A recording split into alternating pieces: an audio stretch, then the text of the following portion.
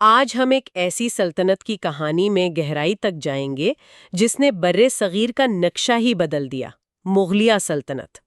ہمارے پاس ویکیپیڈیا کے مضمون سے کچھ اہم نکات ہیں اور ہمارا مقصد ہے اس عظیم سلطنت کے بالکل دل میں اترنا۔ یہ کیسے شروع ہوئی، کیسے عروج پر پہنچی، اس کا انتظامی ڈھانچہ کیسا تھا، معیشت کیسے چلتی تھی، اور ہاں اس کی ثقافتی میراث کیا ہے، اور آخر زوال کیوں آیا۔ یہ وہی سلطنت ہے جس نے ہمیں تاج محل جیسی لازوال یادگاریں دیں۔ تو آئیے اس دلچسپ جائزے کا آغاز کرتے ہیں۔ جی بالکل۔ تو اس کہانی کا آغاز ہوتا ہے ظہیر الدین محمد بابر سے۔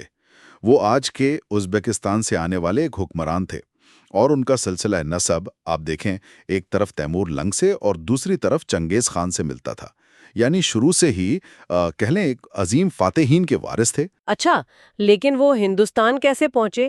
کیا وہ ہمیشہ سے یہاں آنا چاہتے تھے؟ نہیں، یہ قسمت کا کھیل تھا۔ اصل میں بابر کو اپنے آبائی علاقے فرغانہ سے نکال دیا گیا تھا، تو اپنی قسمت آزمانے وہ پہلے کابل آئے، وہاں خود کو مضبوط کیا، اور پھر ان کی نظر پڑی ہندوستان پر۔ یہاں انہوں نے آپ کہہ لیں ایک بڑا موقع دیکھا۔ اور پھر آئی 1556 کی وہ مشہور پانی پت کی پہلی جنگ۔ ہاں، اور یہ جنگ فیصلہ کن تھی۔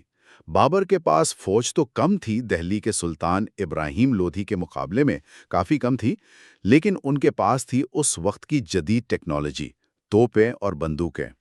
یہ انہوں نے پڑوسی صفوی اور عثمانی سلطنتوں کی مدد سے حاصل کی تھی یا سیکھی تھی۔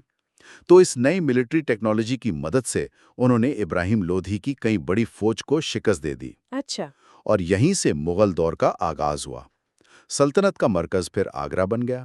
تو بابر نے ٹیکنالوجی کا زبردست استعمال کیا، لیکن کیا یہ ایک فتح کافی تھے سلطنت کو مستحکم کرنے کے لیے؟ دیکھیے، فتح تو مل گئی، اگلے ہی سال کنواہا میں راجپوتوں کو بھی شکست دی، لیکن بابر زیادہ عرصہ حکومت نہیں کر سکے۔ ان کے بعد ان کے بیٹے ہمایوں کا دور آیا، 1530 سے 1556 تک۔ ان کے دور میں مشکلات بڑھ گئیں۔ شیر شاہ سوری ایک بہت قابل حکمران تھے۔ انہوں نے ہمایوں کو شکست دی، اور ہمایوں کو فارس یعنی ایران میں جلاوطنی اختیار کرنی پڑی۔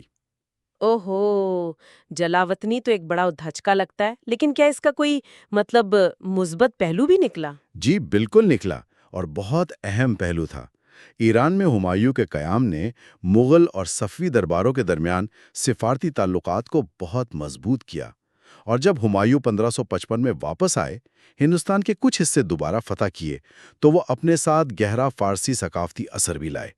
یہ اثر بعد کے مغل دور میں فنون میں، زبان میں، ہر جگہ بہت نمایاں نظر آتا ہے۔ اچھا۔ بدقسمتی سے ہمایوں اپنی کامیابی کو زیادہ عرصہ دیکھ نہ سکے۔ اگلے ہی سال ایک حادثے میں ان کا انتقال ہو گیا۔ ہمایوں کے بعد پھر ان کے بیٹے جلال الدین محمد اکبر کا دور شروع ہوتا ہے، 1556 سے 1605 تک۔ اسے اکثر مغل سلطنت کا سنہری دور کہا جاتا ہے نا۔ کم عمری میں تخت نشین ہوئے، بیرم خان کی نگرانی میں۔ انہوں نے کیا خاص کیا؟ جی ہاں، اکبر کا دور واقعی بنیادی تبدیلیوں کا دور تھا۔ انہوں نے نہ صرف جنگوں کے ذریعے سلطنت کو تقریباً پورے شمالی ہندوستان تک پھیلایا، بلکہ ایک بہت مضبوط انتظامی ڈھانچہ بھی قائم کیا۔ ان کا ایک بڑا کارنامہ تھا منصبداری نظام۔ یہ منصبداری نظام کیا چیز تھی؟ تھوڑا سا آسان لفظوں میں سمجھا سکتے ہیں؟ ضرور۔ منصبداری یوں سمجھیں، فوجی اور سول افسروں کے لیے ایک رینکنگ سسٹم تھا۔ ہر افسر کو ایک منصب یعنی رینک ملتا تھا۔ اس رینک سے اس کی تنخواہ اور اس کی فوجی ذمہ داری طے ہوتی تھی، مطلب کتنے گھڑ سوار یا سپاہی اسے اپنے پاس رکھنے ہیں۔ اس سسٹم نے تمام بڑے عہدیداروں کو براہ راست بادشاہ سے جوڑ دیا اور ان کی وفاداری کو یقینی بنایا۔ یہ اس وقت کے لیے ایک بڑی جدت تھی۔ اچھا، یعنی اکبر نے صرف علاقے فتح نہیں کیے، بلکہ سلطنت کو چلانے کا ایک بالکل نیا نظام بنایا۔ اور ان کی مذہبی پالیسی کے بارے میں بھی بہت کچھ سننے کو ملتا ہے نا، دین الہی وغیرہ۔ ہاں، اکبر مذہبی رواداری کے قائل تھے۔ انہوں نے مختلف مذاہب کے لوگوں کو قریب لانے کی کوشش کی، جزیہ ٹیکس ختم کیا جو غیر مسلموں پر لگتا تھا، اور صلح کل یعنی سب کے لیے امن کی پالیسی اپنائی۔ دین الہی ان کی ایسی ہی کوشش تھی جو زیادہ کامیاب تو نہیں ہوئی، لیکن ان کی سوچ کو ظاہر کرتی ہے۔ انہوں نے یورپی تجارتی کمپنیوں کے ساتھ بھی رابطے بڑھائے، جس سے معیشت کو بھی فائدہ ہوا۔ اکبر کے بعد ان کے بیٹے جہانگیر آئے 1605 سے 1627 تک۔ ان کا دور کیسا رہا؟ کیا وہ اکبر کی میراث کو آگے بڑھا سکے؟ جہانگیر، جن کا اصل نام سلیم تھا، اپنے والد سے کافی مختلف تھے۔ انہیں ریاستی امور سے زیادہ کہہ لیں شکار اور فنون لطیفہ سے دلچسپی تھی۔ وہ افیون کے بھی عادی تھے، جس کی وجہ سے درباری سیاست اور ان کی بیگم نور جہاں کا اثر کافی بڑھ گیا۔ ان کے دور میں غیر مسلموں، خاص طور پر سکھ گرو ارجن دیو جی کے ساتھ تنازع بڑھا، اور گرو ارجن کی سزائے موت نے مغل سکھ تعلقات میں ایک مستقل گہری درار ڈال دی۔ پھر آئے شاہ جہاں 1628 سے 1658 تک۔ ان کا نام سنتے ہی ذہن میں تاج محل آ جاتا ہے۔ کیا ان کا دور صرف عمارتیں بنوانے کا ہی تھا یا کچھ اور بھی اہم ہوا؟ شاہ جہاں کا دور واقعی مغل فن تعمیر کا عروج تھا۔ تاج محل، دہلی کا لال قلعہ، جامع مسجد، یہ سب انہی کی یادگاریں ہیں۔ دربار کی شان و شوکت بھی کمال پر تھی، لیکن ہاں، اس شان و شوکت کی قیمت بھی تھی۔ شاہ جہاں کے دور میں سرکاری خرچے آمدنی سے بڑھنے لگے تھے۔ انہوں نے دکن میں فوجی کارروائیاں بھی جاری رکھیں، احمد نگر کی سلطنت کو ختم کیا۔ اور پھر شاہ جہاں کے بیٹوں میں تخت کے لیے جنگ شروع ہو گئی، وہ دارا شکوہ اور اورنگزیب والا معاملہ۔ بالکل، جب شاہ جہاں بیمار ہوئے تو ان کے بڑے بیٹے دارا شکوہ، جو اپنے پردادا اکبر کی طرح لبرل اور صوفی مزاج رکھتے تھے، نائب السلطان بنے۔ لیکن ان کے تیسرے بیٹے اورنگزیب، جو زیادہ قدامت پسند اور پکے مذہبی تھے، نے اسلامی حلقوں کی حمایت حاصل کی اور تخت کے لیے جنگ چھیڑ دی۔ اورنگزیب نے دارا شکوہ کو شکست دی اور 1659 میں انہیں قتل کروا دیا۔ اوہ، یہاں تک کہ اورنگزیب نے اپنے والد شاہ جہاں کو بھی ان کی صحت یابی کے باوجود ان کی وفات یعنی 1666 تک آگرہ کے قلعے میں نظر بند رکھا۔ اورنگزیب کا دور 1658 سے 1707 تک مغل سلطنت کا سب سے وسیع دور تھا، لیکن کہا جاتا ہے کہ سب سے زیادہ متنازع بھی۔ ایسا کیوں ہے؟ اس کی کئی وجوہات ہیں۔ ایک تو اورنگزیب نے سلطنت کو اپنی انتہا تک پھیلایا، خاص طور پر دکن میں بیجاپور 1686 اور گولکنڈہ 1687 کو فتح کر کے۔ دوسرے، انہوں نے ریاست کی اسلامی شناخت پر زور دیا، غیر مسلموں پر جزیہ ٹیکس دوبارہ لگایا، اسلامی قوانین کا ایک مجموعہ فتاوی عالمگیری مرتب کروایا۔ سکھ گرو تیغ بہادر جی کی سزائے موت بھی انہی کے حکم پر ہوئی ہے کہ ان کی پالیسیوں نے سلطنت کو کمزور کیا۔ جی ہاں، یہ ایک بہت اہم بحث ہے۔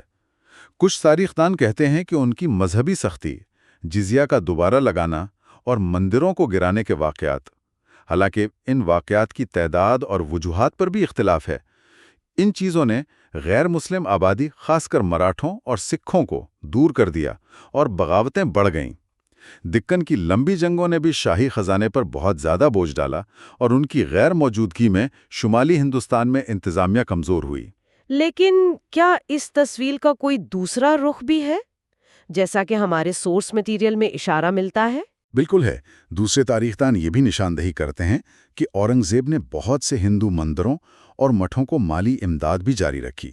ان کے دور میں مغل انتظامیہ میں ہندو منصبداروں کی تعداد ان سے پہلے کے بادشاہوں کے مقابلے میں زیادہ تھی، اور وہ خود ہندوؤں یا شیعہ مسلمانوں کے خلاف تعصب کی مخالفت کرتے تھے۔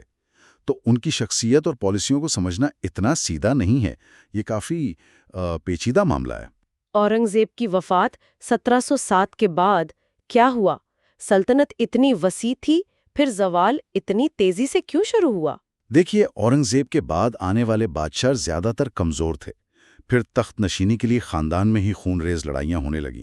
دربار میں امیر امرا کے گروہ مطلب فیکشنز بہت طاقتور ہو گئے، جیسے سید برادران تھے جو کنگ میکرز کہلائے۔ وہ اپنی مرضی سے بادشاہوں کو تخت پر بٹھاتے اور اتارتے تھے۔ ایک وقت تو ایسا آیا 1719 میں کہ ایک ہی سال میں 4 بادشاہ بدلے گئے۔ 4 بادشاہ ایک سال میں؟ یہ تو انتہائی عدم استحکام کی نشانی ہے۔ یقیناً۔ پھر محمد شاہ رنگیلا کا دور آیا 1719 سے 1748 تک۔ ان کے دور میں سلطنت واضح طور پر ٹوٹنے لگی۔ مراٹھوں نے وسطی ہندوستان پر قبضہ کر لیا، دکن میں نظام الملک نے تقریباً خود مختاری حاصل کر لی، اور پھر 1739 میں ایران کے نادر شاہ کا حملہ ہوا۔ نادر شاہ کا حملہ؟ اس نے کتنا نقصان پہنچایا؟ اس نے تو جیسے مغل سلطنت کی کمر ہی توڑ دی۔ نادر شاہ نے دہلی کو بری طرح لوٹا۔ بے شمار دولت، کوہ نور ہیرا اور شاہ جہاں کا مشہور تخت طاؤس بھی لے گیا۔ اوہو، تخت طاؤس بھی؟ جی ہاں، مغل بادشاہ کی رہی سہی عزت اور طاقت بالکل خاک میں مل گئی۔ خزانہ خالی ہو گیا۔ اس کے بعد صوبائی گورنر جیسے بنگال، اودھ اور حیدرآباد کے نواب وہ عملی طور پر خود مختار ہو گئے۔ تو کیا مغل بادشاہ کی حیثیت بالکل ہی ختم ہو گئی تھی؟ عملی طور پر تو وہ دلی کے آس پاس تک ہی محدود ہو گئے تھے، لیکن حیرت کی بات یہ ہے کہ رسمی طور پر مغل بادشاہ کو اب بھی ہندوستان کا اعلیٰ ترین حکمران مانا جاتا تھا، یہاں تک کہ مراٹھا، سکھ اور ہندو راجا بھی انہی سے فرمان اور خطاب حاصل کرتے تھے۔ ان کا نام سکوں پر جاری رہتا تھا۔ یہ ایک عجیب سی صورتحال تھی۔ پھر انگریزوں کا کردار کیسے شروع ہوا؟ شاہ عالم ثانی 1759 سے 1806 نے کچھ کوششیں کیں سلطنت کو بچانے کی، لیکن وہ ناکام رہے۔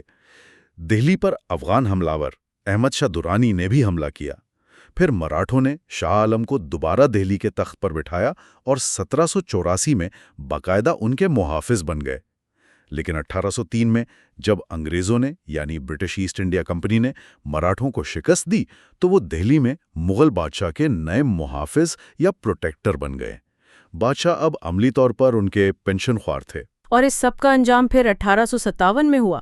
جی ہاں، 1857 کی جنگ آزادی میں باغی سپاہیوں نے آخری مغل بادشاہ بہادر شاہ ظفر کو اپنا قائد اعلان کیا۔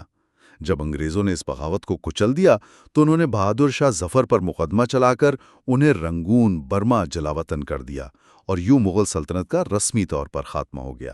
اگر ہم زوال کی بنیادی وجوہات کو مختصر کریں تو وہ کیا ہوں گی؟ کئی چیزیں تھیں۔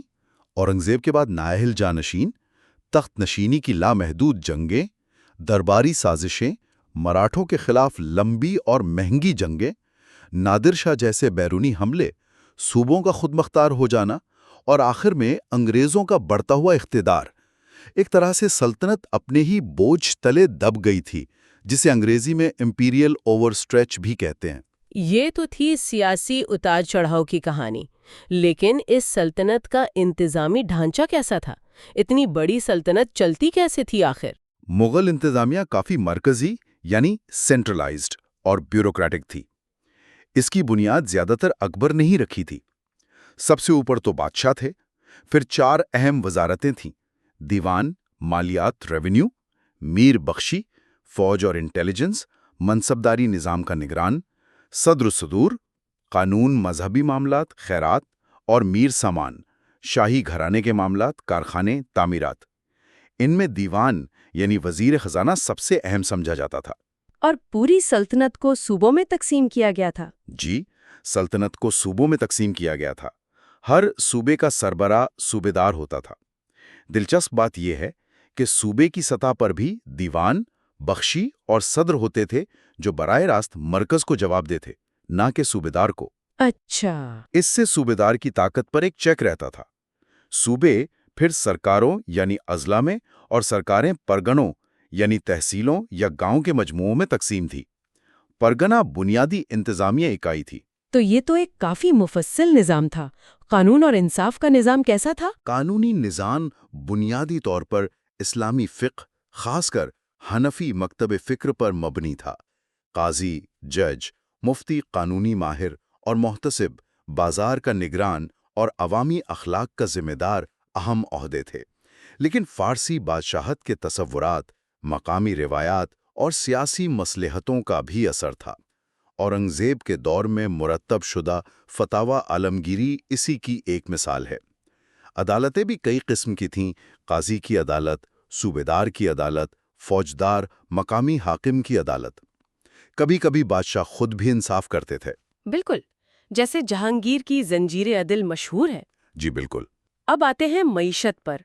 اکثر کہا جاتا ہے مغل ہندوستان سونے کی چڑیا تھا۔ کیا یہ بات سچ تھی؟ اس میں کافی حقیقت ہے۔ مغل معیشت بہت بڑی اور خوشحال تھی۔